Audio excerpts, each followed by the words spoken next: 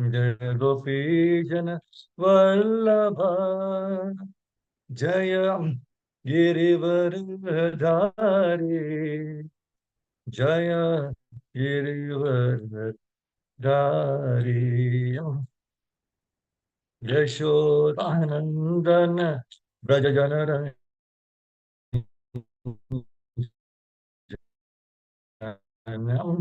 यशोदन यशोदानंदन ब्रज रंजन जय यमुना चिरवनचारी जय राधा माधवा जय कुंज बिहारी हरे कृष्ण कृष्ण कृष्ण हरे हरे हरे राम राम राम हरे हरे हरे कृष्ण कृष्ण कृष्ण हरे हरे राम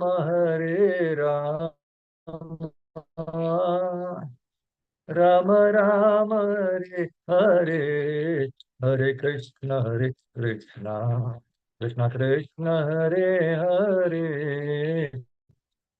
राम राम राम हरे जय हरिनाम संकीर्तन की जय। जगन्नाथ बलदेव माई की जय। नरसिंह भगवान की जय। पंचतत्व की जय। षड गोस्वामी की जय। गुरु परंपरा की जय। श्री प्रभुपाद की जय। श्री गुरुदेव की जय। गौर हरि ओम नमो भगवते वासुदेवाय।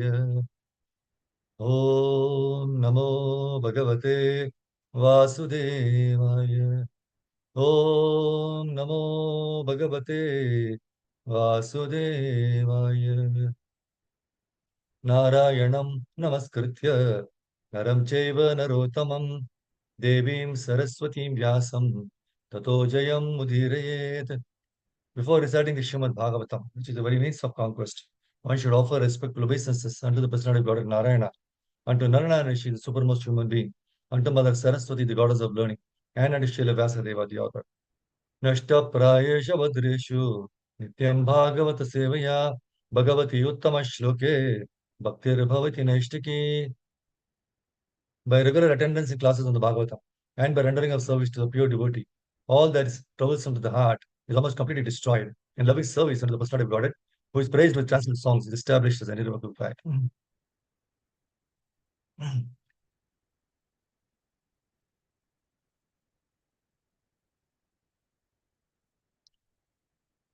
So, Hare Krishna, who is Mata is.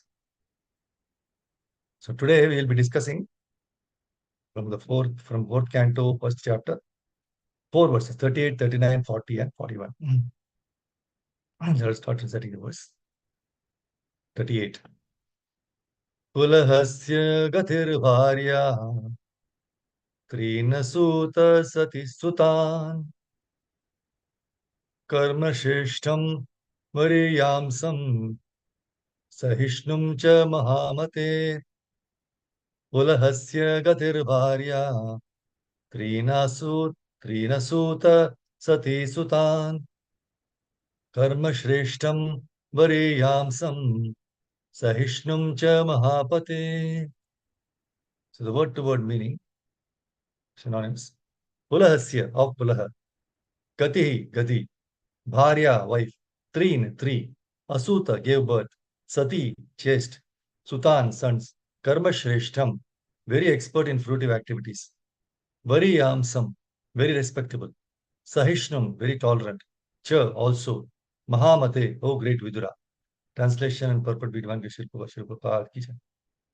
Please hear the translation purport. Gati, the wife of the sage Pulaha, gave birth to three sons named Karma Shrestha, Variyan, and Sahishnu, and all of them were great sages. Purport. Gati, the wife of Pulaha, was the fifth daughter of Karmamani. She was very faithful to her husband, and all her sons were as good as he. 39. क्रतोरपि क्रिया भार्या वालखिल्यान् असूयत ऋषीन् षष्टि सहस्राणि ज्वलतो ब्रह्म तेजसा क्रतुरपि क्रिया भार्या किल्यानसूयत ऋषीन् षष्टि सहस्राणि ज्वलतो ब्रह्म तेजसा. Word to word meaning. Kratoho of the great sage Kratu. Api also. Kriya. Bharya wife. Valakilyan just like Valakilya. Asuyata begot. Rishin sages. Shashti 60. Sahasrani 1000. Jwalataha very brilliant. Brahma Tejasa by dint of Brahman effulgence. Translation would be given Shri Prabhupada ki jai. Kratu's wife Kriya gave birth to 60,000 great sages named Valakilyas. All these sages were greatly advanced in spiritual knowledge, and their bodies were illuminated by such knowledge. Purport. Kriya was the sixth daughter of Kardamamuni, and she produced 60,000 sages who were known as the Valakilyas because they all retired from family life as Mahaprasthas. Yashir Prabha ki jai. Go to the 40th verse. पूजायां जज्ञिरे पुत्रा वसिष्ठस्य परन्तप चित्रकेतु प्रधानास्ते सप्त ब्रह्मर्षयो अमलाः ऊर्जायां जज्ञिरे पुत्रा वसिष्ठस्य परन्तप चित्रकेतु प्रधानास्ते सप्त ब्रह्मर्षयो अमलाः. Word to word meaning. Urjayam in Urja. Jagire took birth. Putraha sons. Vashishtasya of the great sage Vashishta. Parantapa, O great one. Chitraketu. Pradhanaha, headed by Te, all the sons. Sapta, seven. Brahmarshayaha, great sages with spiritual knowledge. Amalaha, without contamination. Translation by Chishpavashilpabha. The great sage Vashishta begot in his wife Urja, sometimes called Arundhati, seven spotlessly great sages, headed by the sage named Chitraketu. 41st verse. Chitraketu Surochishcha Virajamitra Evacha Ulbano Vasubhridhyano Dyuman Shaktiyadayo Pare Chitraketu Surochishcha Virajamitra Evacha Ulbano Vasubhridhyano Dyuman Shaktiyadayo Pare. Word to word meaning in translation. Chitraketu, Surochicha, and Surochi. Viraja, Mitra, Eva also, Cha and Ulbana, Vasubhridhyana, Dyuman, Shakti Adayah, sons headed by Shakti, Apare from his other wife. Translation and purport by Shilpa ki jai. The names of these seven sages are as follows: Chitraketu, Surochi, Viraja, Mitra, Ulbana, Vasubhridhyana, and Dyuman. Some other very competent sons were born from Vashishta's other wife. Purport. Urja, who is sometimes known as Arundhati and was the wife of Vasishta, was the ninth daughter of Kardamamuni. Jai Shri Prabhupada ki jai.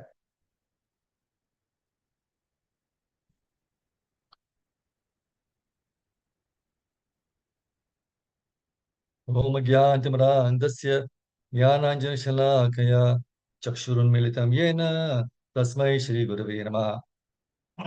Shri Chaitanya Manobhishtam Sthapitam Yena Bhutale Swayam Rupakada Mahyam Dadati Sabadantikam Vandeham Shri Guru Shri Yutabadakamalam Shri Guru Vaishnavamscha Shri Rupam Sagarjatam Sagana Raghunatamitam Tam Sajivam Sadvaitam Savadutam Parijana Sahitam Krishna Chaitanya Devam Shri Radha Krishna Padan Sagananita Shri Vishaka Kamscha He Krishna Karuna Sindhu Deenabandhu Jagatpate Gopesh Gopika Kanta Radha Kanta Namostute Tapta Kanchana Gaurangi Radhe Vrindavaneshwari Vrishabhanusute Devi Pranamami Haripriye Vancha Kalpata Rupescha Kripa Sindhu Bhayevacha Patitanam Pavanebhyo Vaishnavebhyo Namo Namaha Jai Shri Krishna Chaitanya Prabhu Nityananda Shri Advaita Gadadhara Shrivasadi Gaura Bhakta Vrinda. Hare Krishna, Krishna Krishna, Hare Hare, Hare Rama, Rama Rama, Hare Hare. Yonta Pravishya Mamavacha Mimam Prasuktam Sanjeevayate Kila Shakti Dharasvadamna Anyam Chahasta Charana Shravata Gadi Prana Namo Bhagavate Shayatubhyam Namo Vishnu Vishnu Vishnu Mahashya Samavane Namo Vishnu Vishnu Bhakti Vansvamane Rishishvamaya Vacha Visnandhas. So Hare Krishna, Prabhuji Mataji, thank you very much for joining and keeping the appointment with Krishna. Today is 10th May 2024. So this chapter, fourth canto, first chapter, is entitled Genealogical Table of the Daughters of Manu. Just like a family tree, right? So how the various population is coming into this world. See, in the purport of third canto, 24th chapter, 14th verse, Prabhupada says, in the beginning of creation, Brahma was concerned more or less with increasing the population. And when he saw that Kadama Muni had already begotten 9 nice daughters, he was hopeful that through the daughters, many children would come who would take charge of the creative principle of the material world. See, in the third canto, 21st verse, the translation, Prabhupada says, Kardama Muni, having been ordered by Brahma, handed over his 9 daughters as instructed. To whom? To the 9 great sages who created the population of the world. So all the daughters were later handed over to great sages like Marichi, Yatri, Vasishta. You can see in the third canto, 24th chapter, 22 to 23 verse per words. When Kadamuni handed over his daughter Kala to Marichi, Anasuya to Atri, Shraddha to Angira, Havibu to Pulastya, Gati to Pulaha, then Kriya to Kratu, Khyati to Brivu, Arundhati to Vasishta, like that, right? So Marichi, Atri, Angira, Pulastya, these are the, like they say, so they were handed over. So that for the creation of the population. That's why this chapter is basically giving various, you will find so many names, right? Different names from this age, from this wife, like that, no? So it's like a very, like a memory test for everybody. That's like in Mahabharata, so many characters are there, right? But he starts remembering later on. But this is how, so from Swayambhu Manu, like that, you can go on delineating. See, this age, everybody is working very hard for what? For bodily comforts. We are very, very, very busy for our bodily comforts. But see, if you increase the bodily comforts, see, there is no limit, right? And that should not be the purpose of life. See, in a Bengali proverb, it is said, Sharirina Mahaseya Ye Sahaye Taya Sabha. Says this body is so nice that if you practice something, it will be accustomed to it. Just like, for example, those days we used to sit in the floor, right? We are sitting on the floor. Now, if you practice to sit on the floor, then there is no necessity of this couch, sofa, and all those things, right? So it doesn't mean the couch. It is not that we refuse the couch if available, but it is not that without the sofa and all I cannot sit. It should not be like that. And Prabhupada says that this kind of civilization is condemned. See, the real business is Atato Brahma Jigyasa. Jigyasya Tattva Jigyasa. That is in 1 to 10 Bhagavatam. You'll find Kamasya and Indriya Priti. So there are some necessities for sense gratification, but not for the senses, but for spiritual upliftment. Jivasya Tattva Jigyasa. So the life is meant for inquiring about the absolute truth. So we cannot spare our valuable time for bodily comforts, sacrificing our real aim of life for self-realization. That is not civilization. That is animal civilization. So first consideration should be self-realization. Therefore, you will find in the Vedic civilization very simple, right? Because the main business is self-realization those days. And ordinary people, they were satisfied in small cottage also. Even now we can find in the villages, right? But at the present moment, civilization is simply for bodily comfort. Whole day is spoiled for trying how to keep the body in comfortable situation. So that is not the purpose of life. The purpose of life is we should supply the necessities of the body as you can keep fit for executing spiritual purpose. But at the present moment, there is no spiritual purpose, simply bodily comforts. And this is a civilization of animals. See, animals, they do not know anything, except bodily comforts. So if human society becomes like that, then it is animal society. And because it is animal society, there is no peace in spite of so much of advancements of material comforts. You can see, right? Still, there is everybody wants some material comfort. They are having, getting, but not greed is there. They are not satisfied, no contentment. So again, lot of difficulties. So there is no peace. So we can take instruction from the living examples uh, of Kardama Muni and Devahuti. See, Kardama Muni is an ascetic. See, very simple living, correct? And Devahuti is the daughter of Emperor Swayambhu Manu. And she agreed to marry Kardama Muni. So I'll engage in the service of her husband. So just imagine a person, ascetic, right? What assets he has got? No home, no good food, nothing. Still, Devahuti agreed very happily to marry Kardama Muni. So, but she selected her husband, right? She told that there is Kardama Muni, I want to marry him. That so she expressed a desire to her father, Swayambhu Manu, and father and mother came to offer the daughter to Kardama Muni. So the first concern was the daughters. Now just see, she was emperor's daughter. How comfortably she was living.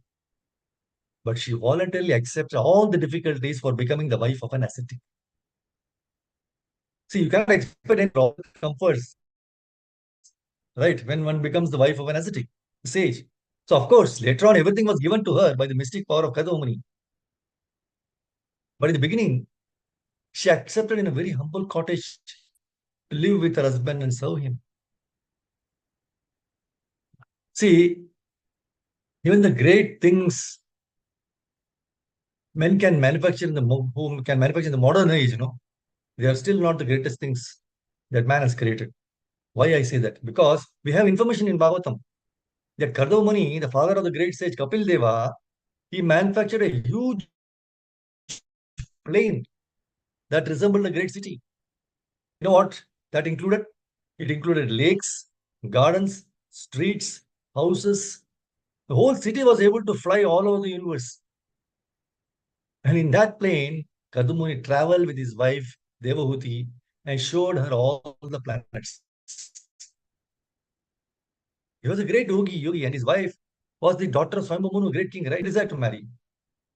And Devahuti told her father, my dear father, I want to marry Kadumuni. So Swayambhu brought his daughter Kadumuni and said, sir, here is my daughter. Please accept her as your wife. So she was a king's daughter. It was very opulent. But when she joined her austere husband, she had to serve so much that she became lean and thin. In fact, even with the insufficient food, she was working day and night. So thus now Kardamumuni became compassionate. This woman who has come to me is the king's daughter. He was thinking like that. But under my protection, she is not receiving any comfort. So I shall give her some comfort. So he asked his wife, what will make you comfortable? And Prabhupada says, a woman's nature, of course, is that she wants a good house, good food, fine garments, good children, and a good husband. So these are woman's ambitions. So Gadamamuni proved to her that she had received the best husband.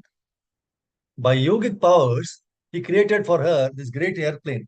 and gave her a big house with maid servants and all appliances.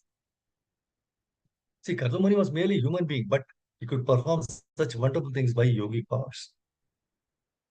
Krishna, however, is Yogeshwara, the master of all yogic powers.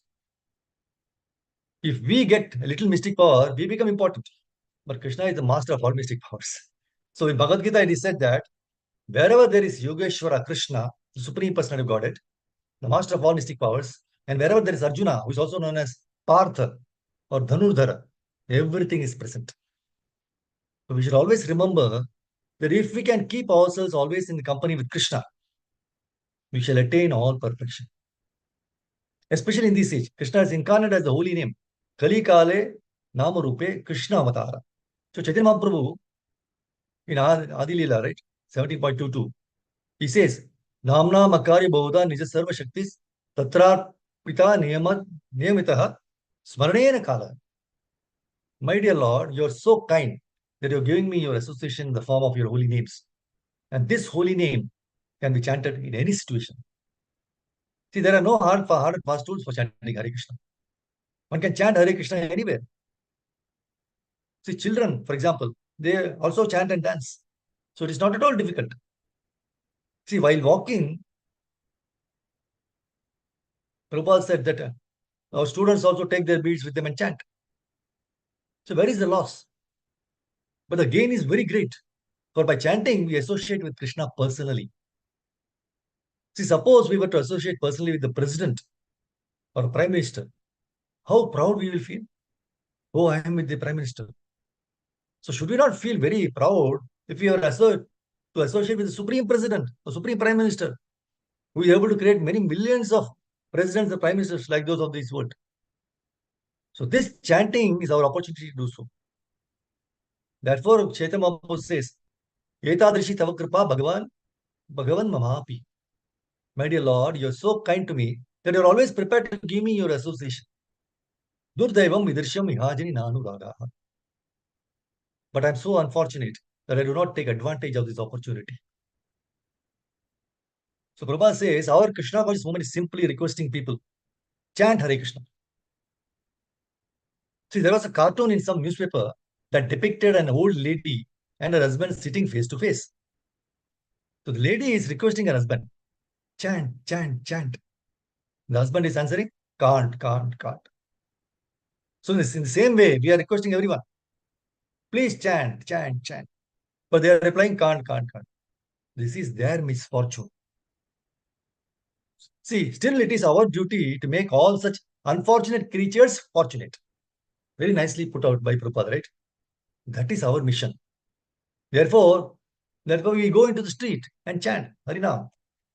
Although they say can't, we go on chanting. That is our duty. And if somehow or the other we place some literature in someone's hand, he becomes fortunate. He would have squandered, see, that person, they would have squandered their hard-earned money in so many nasty ways, sinful ways. But if he purchases even one book, regardless of the price, his money is properly utilized. This is the beginning of his Krishna consciousness. Because he gives some of his hard-earned money for the Krishna conscious movement, he gets some spiritual profit. He's not losing. Rather, he's gaining some spiritual profit.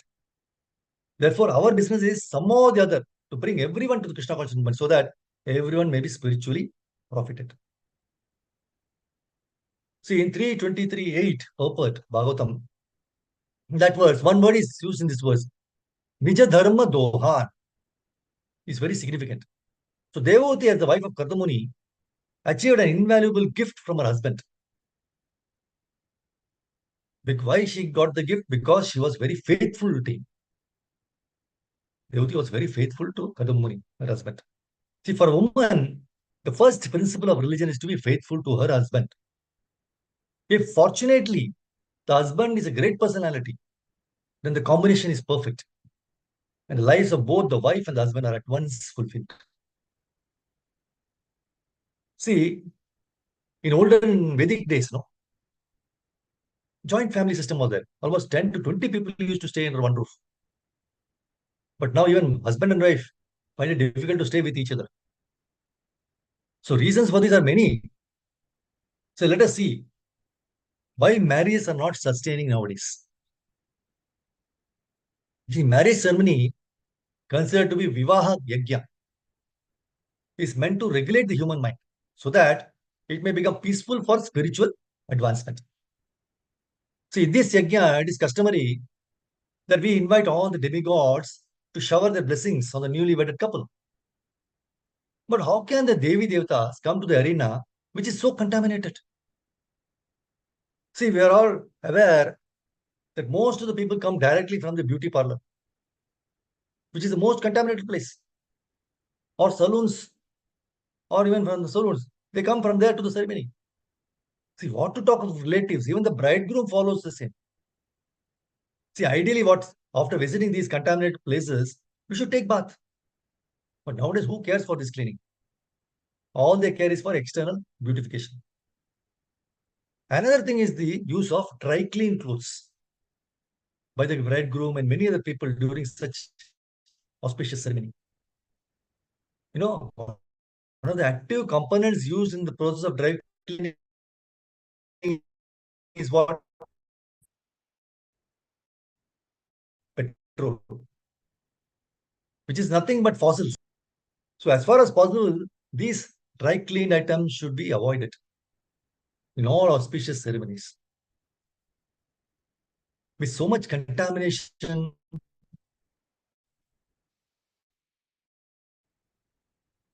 and without the blessings of the demigods, making money for sense gratification. See, women too have lined up for being independent. As they begin to develop their career, their marital life gets affected. All the puffed up ego. And then intolerance to any small things. Rupa says, unless women are completely Krishna conscious, they start thinking, I am earning now. Why should I listen to my husband and so on? Being more career oriented, they neglect, end up giving meaningful time, and they don't give meaningful time to the family. Thirdly, with the advent of satellite television, all the minds which were polluted already becomes more glued to the idiot box. So instead of sitting with the family members, the couple starts engrossing themselves with the one-night equipment and waste their precious time. Nowadays, TV, then of course WhatsApp, so many things. Both don't have ample time to understand each other. Forget the question of serving or caring for each other. Ultimately, frustration creeps in and tolerance escapes from their hearts. So being selfish in nature, we always tend to think during any minor conflict, what has he or what has she given me? But when we sit and think that, we'll find that we are the ones to always receive more than we give. See, in one of the Nectarian purports, Prabhupada very strongly states that modern education has artificially devised a puffed up concept of womanly life. And therefore, marriage is practically now an imagination in human society. Nor is the moral condition of woman very good now. As it is given in Bhagavatam 3:14-19, O respectful one, the wife is so helpful that she is called the better half of a man's body because of her sharing in all auspicious activities. A man can move without anxiety, entrusting all responsibilities to his wife. So Prabhupada, he hides the purport. By the Vedic injunction, no, the wife is accepted as the better half of a man's body because she's supposed to be responsible for discharging half of the duties of the husband. But in this age of Kali, marriage is based on the personal beauty, and as soon as there is a break in personal sense gratification, there is disruption or divorce. But when husband and wife aim to for spiritual advancement by mutual cooperation, so in the material world, there is no question of love. Marriage is actually a duty performed in mutual cooperation, as directed in the authority scriptures for spiritual advancement. But of this Kali Yuga, it is said, Dampatye Abhiruchir. Marriage will take place simply because of mutual liking. That's all.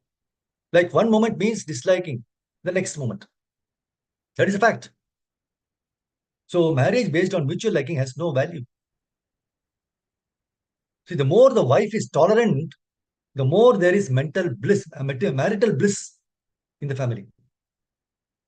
Very nice point Prabhupada said. The more the wife is tolerant, the more there is marital bliss in the family.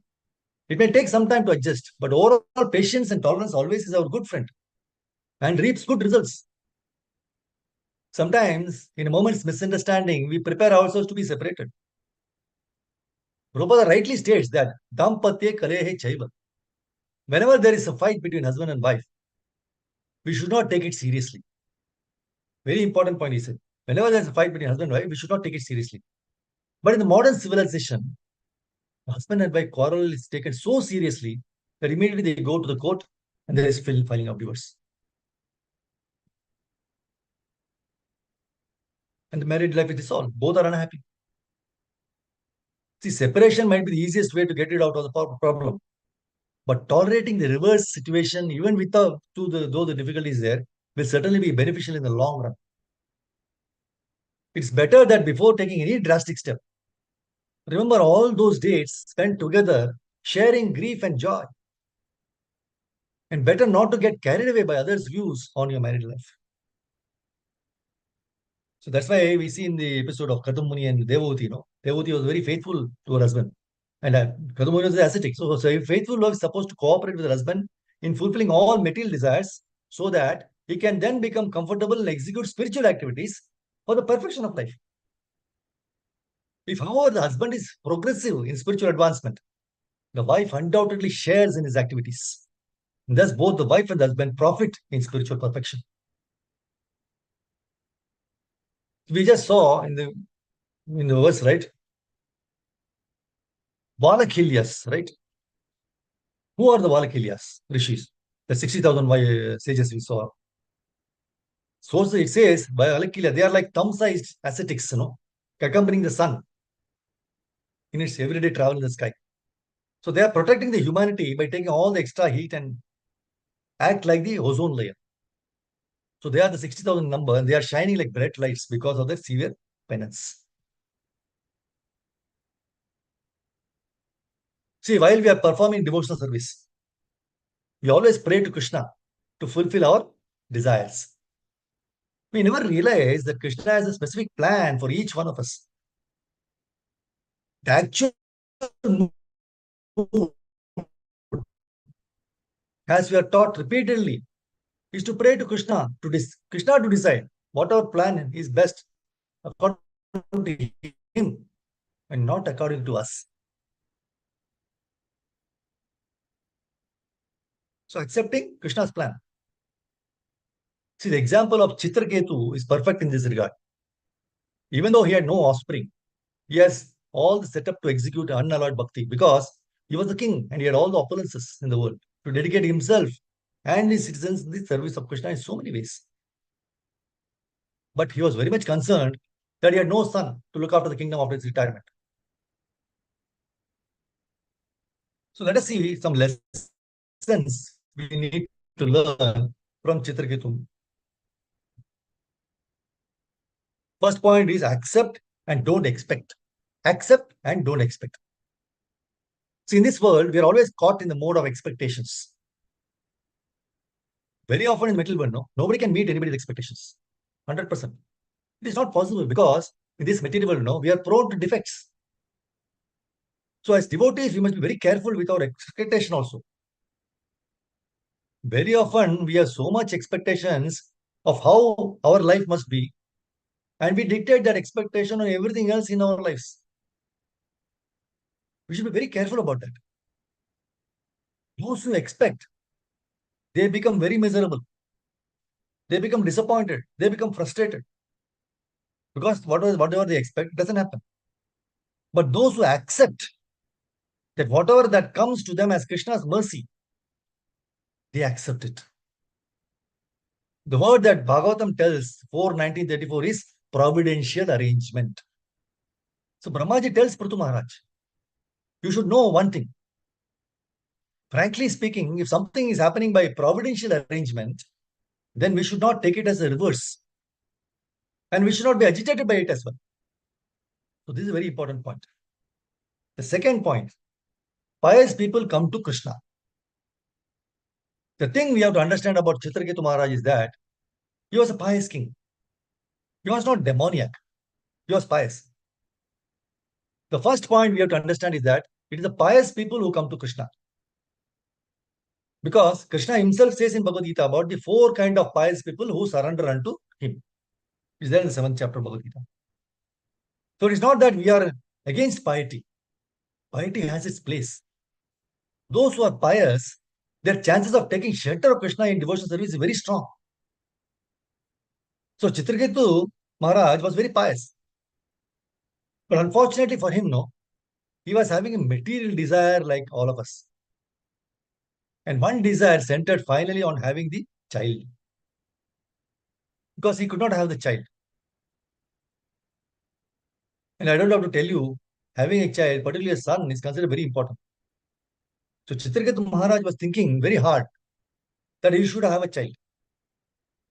He tried with so many queens. He had millions, so many queens, right? Millions of queens. But each queen was barren. None of them could bear any children for him.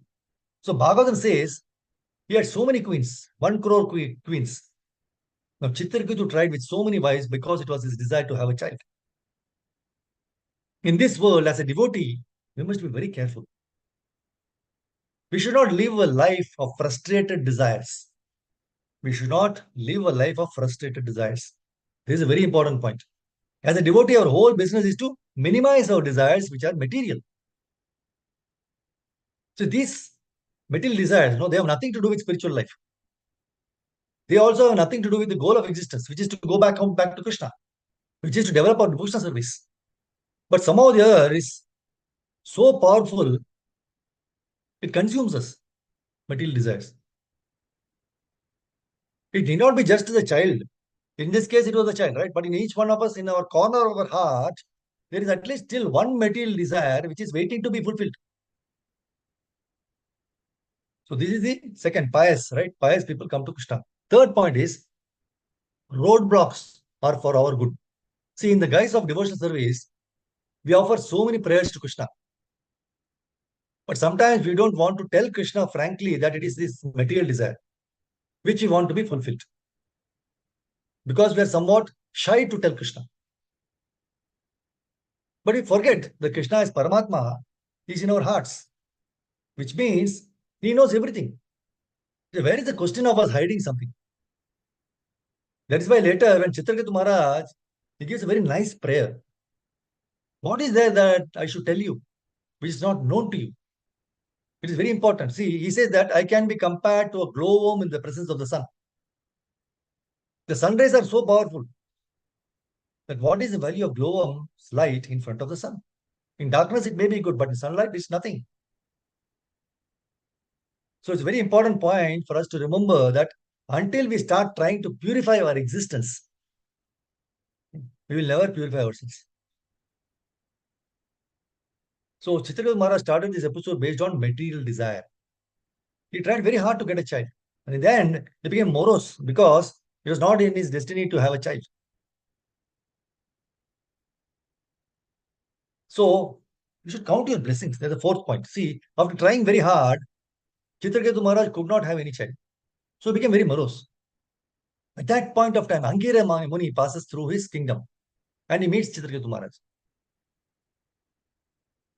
He didn't have to ask him because face is the index of the mind, right? So Angira Muni immediately came to know that there is some problem. So he said, King, you have everything with you.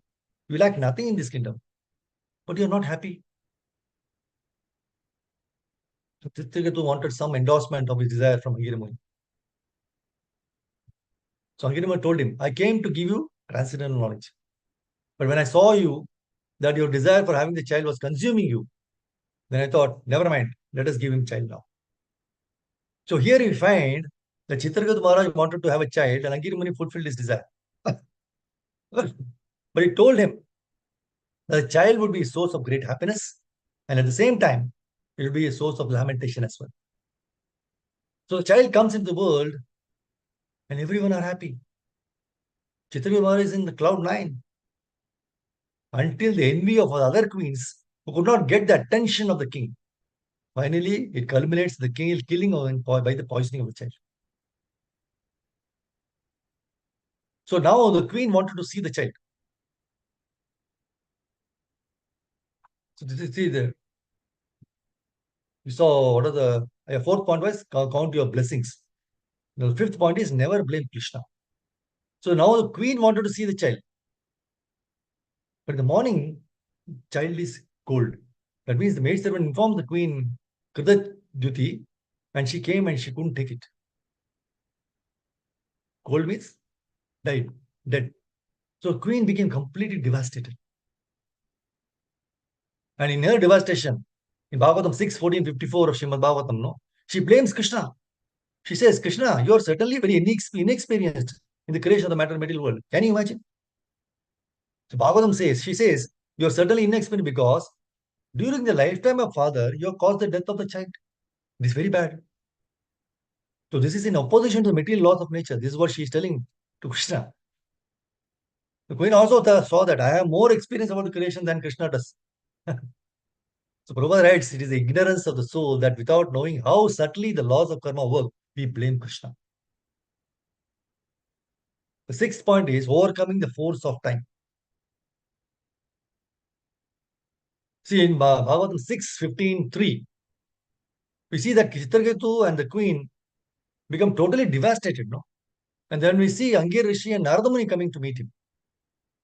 So they are coming back for the second round. Angir Muni is coming for the second time now. Because initially he gave him the uh, for his desire fulfilled of getting a son. He told him it will be a source of happiness as well as lamentation. And the second time is lamentation. Now Angir Muni is coming for second time. So when they come, they see the king. They ask, why are you lamenting? So this is the point when Angir Muni says, when I came, I wanted to give you transcendental knowledge. But you wanted something else. Not interested in anything else. So once you have the material desire in front of us, you will not be interested in goal of your lives. You will not. So at that point, Narada comes and tells, I now bring the living entity forward, the soul. I will make the dead alive.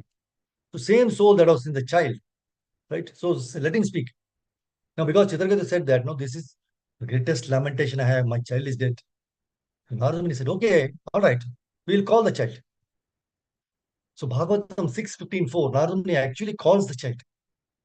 But before that, in the third verse, 6:15-3, he says very nicely to the king, O king, as small particles of sand sometimes come together and are sometimes separated due to the force of the waves, the living entities who accepted material bodies sometimes come together, sometimes separated by the force of time.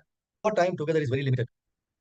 The point is that if we have limited time together, how should we use it? See, we have limited time together, so how should we use it? Should we use it for misunderstandings, for disagreements, for false ego, or should we use it to help each other progress in devotional service? Which one should we use it for? The answer is there. That is why those who use their valuable time for Krishna, they make rapid advancement in devotional service. They're not caught by the politics of this material world. That is why it's very important for us to understand what Prabhupada has written in the purport of verse 6:15-3. He says, material life is said to be dukkhalayam ashashvatam. It is there in Bhagavad Gita 8.15. It is a reservoir of miserable conditions. It's a reservoir of miserable conditions. Reservoir means so much water. So much miseries are there. So are we going to help each other or give each other more miseries? So this is the point we have to understand. Another point is reasons for agitation. In Bhagavatam 6:15-5, it is very nicely stated by Angara Rishi.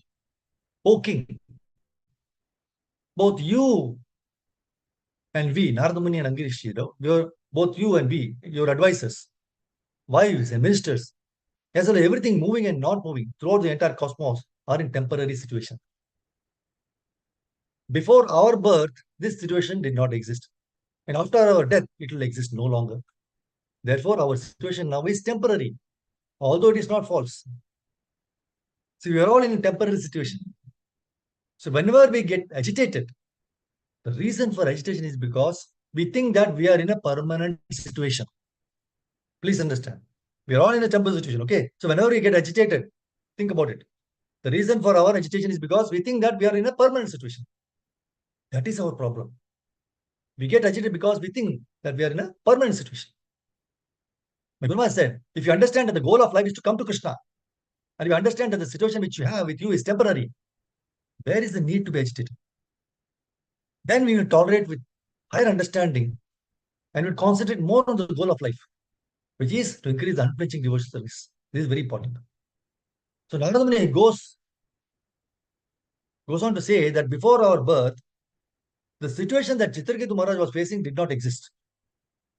And because we would die after some time, this situation will not exist after death also. And why this is so? Because our temporary situation is temporary. It is not false. It has happened. The child has died, but it is temporary.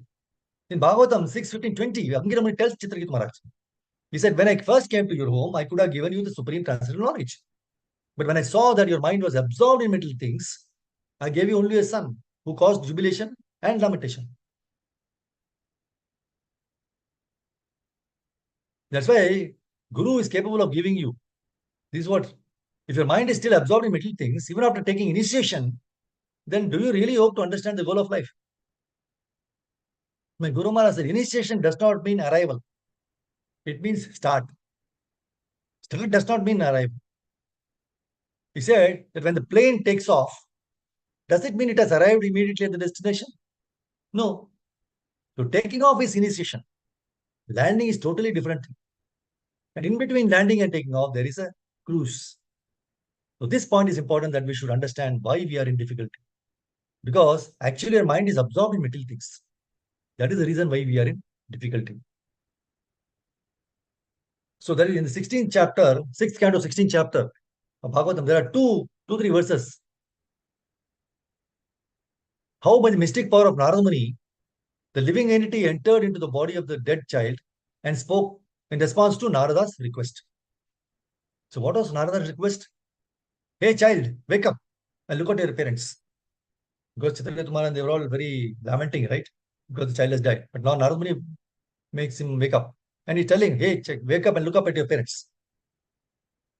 And he wakes up and says, according to the results of my fruitive activities, I, the living being, transmigrate from one body to another.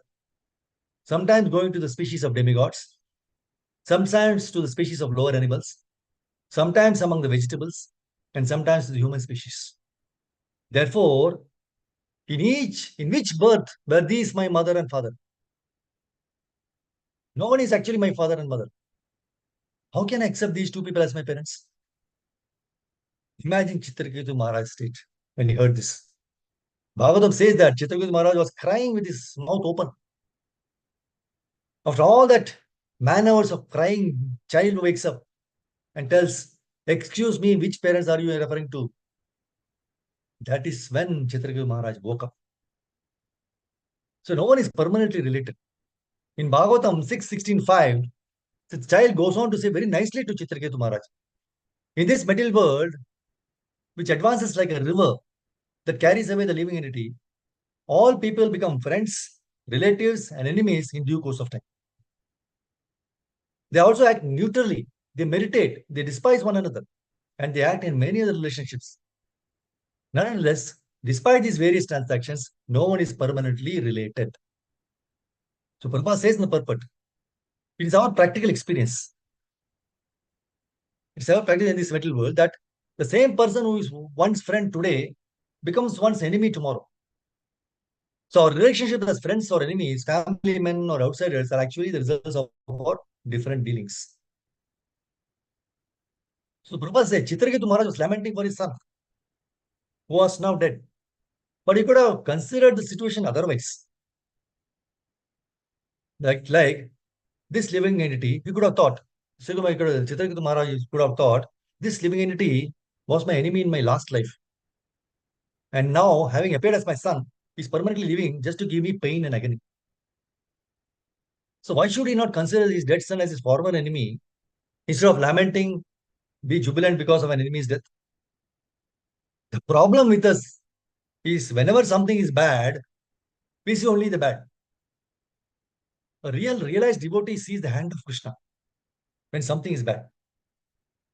So the roadblock is not a bad thing. It saves us from getting into a ditch, but we see it as an obstacle. So Prabhupada has given us just in one purport as to how we can turn any situation around if we wish to. If we have faith in Krishna and see the good instead of just lamenting about the bad.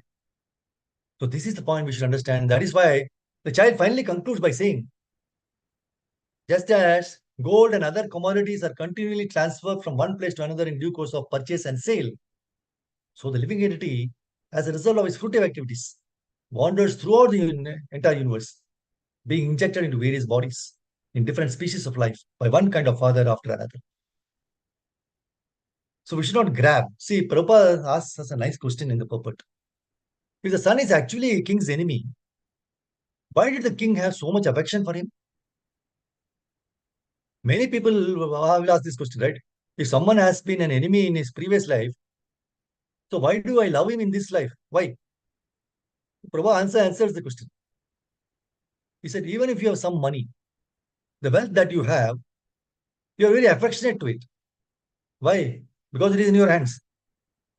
You're very affectionate to your wealth because it is in your hands. The moment the wealth leaves your hands and goes into the hands of your enemy, then you don't like that wealth anymore. But the wealth is wealth. It didn't hate you or love you. You are the one who loved and hated it. So why to blame the living entities? We ourselves are to be blamed. See what a simple but deep point this is, right? If I have the power, then I love what I am doing. But the same power is transferred to another person. I hate that person. But I loved it just a few minutes ago. I hate it now because it is gone to someone else. That means my grabbing tendency is the reason for my lamentation. Grabbing tendency is always there in us. And we need to have little grabbing tendency. That is for prasadam. Grabbing we should have, but it should be prasadam only. Grabbing a bit of prasadam is acceptable.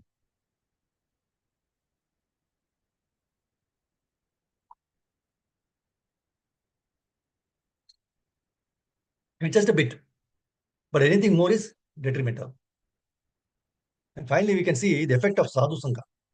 So this entire episode of Chitraketu Maharaj ends by Chitraketu Maharaj awakening. Very nicely stated in the end that when Chitraketu Maharaj and his wives heard the very enlightening speech of the child, Bhagavatam tells us that they became astonished. They said, wow, this is transcendental knowledge. So the knowledge which the child delivered through the mercy of Narada Muni and Angir Rishi, it actually broke the shackles of mental affection. At this point, see, just imagine the situation. Dead child in the court. Chitraketu Maharaj lamenting, queen lamenting, everyone lamenting. And in that lamentation, nobody was able to come out. They were just lamenting until the two devotees came, Narada Muni and Angir Rishi. So when Narada Muni and Angir Rishi came, even the child's devotional attitude was aroused. The child's true nature was aroused. That means, my Guru Maharaj said, in the presence of pure devotee, even if you are dead to the world, you can become alive. Even if you are dead to this world, by the touch, Brahma Sparsham of a pure devotee, you can become alive. That is what happened to Dhruva Maharaj in Srimad Bhagavatam 496. Dhruva Maharaj prays, Yonta pravishya mamavacham imam prasuptam sanjeevayatya kila shakti dharaswadhamna anyam chahasta charana shravanatvagadhin pranan mo bhagavate purushaya tubhyam. So this is the point. Even if you are dead to the world, we become alive to Krishna. So the child was dead to the world, but when Narada Muni came, he woke up. We'll stop here, more things to be considered, but time is of the essence. Thank you very much, Mataji. Grantara Srimad Bhagavatam ki jai. Srila Prabhupada ki jai. Nitai Gaur. Vancha Kalpataru Kriva Sindhu Bhayevacha. Patitanam Pavani Vishnu. Hare Krishna. If you have any questions or anything to share, please. Hare Krishna, Prabhuji. Krishna Mataji. Prabhuji, there are so many good points today. I want to note them down So is it possible to share the link, YouTube link for today's Yeah, class, Prabhuji? I will do that. I will. Sure, sure. Yes, Thank you. thank you so much. There are so many things. I got little late in joining, but No from problem. the 20 minutes around I missed, but from that onwards, there are so many things I want to keep in mind every single day. So I want to Okay. take notes. So please share the YouTube link. Okay. Sure, Mother, Thank you. sure. Prabhuji. Definitely. Thank Thank you. you. Hare Krishna. Anybody have any questions or any points this for thought that is very useful, which we can put in a daily practice in their lives? But basically, hearing Bhagavad Gita and Bhagavatam just is not enough. But to put it into practice, then only it will be very useful. Otherwise, it's just like a theory. And Bhagavatam and Bhagavad Gita is nothing but um, behavior. That's the most point. Hare Krishna, Suresh Prabhu, Hare Krishna. Nice to see you, nice to hear you, have your darshan. Hari Bol. Thank you.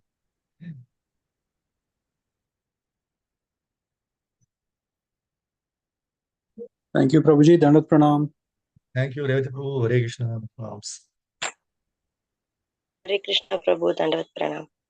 Mataji, thank you very much. Hare Krishna. Any questions or anything, any point which was very touching, which you feel that, oh, what are the real transcendental knowledge today you got?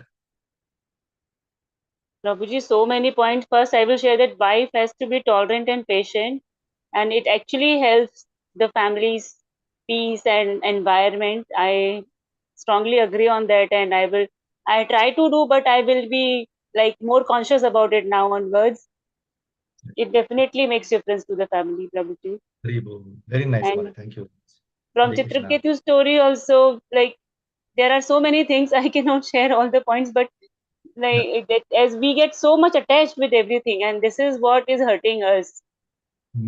True. What is today is mine is going to be of somebody else, and the point you said that the situation is because I am here today. It was not before when I was not here, and it will not be here when I'm gone from here.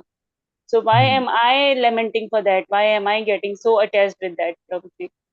Beautiful. So Beautiful. that is Thank you, going to Mata. help me anyways.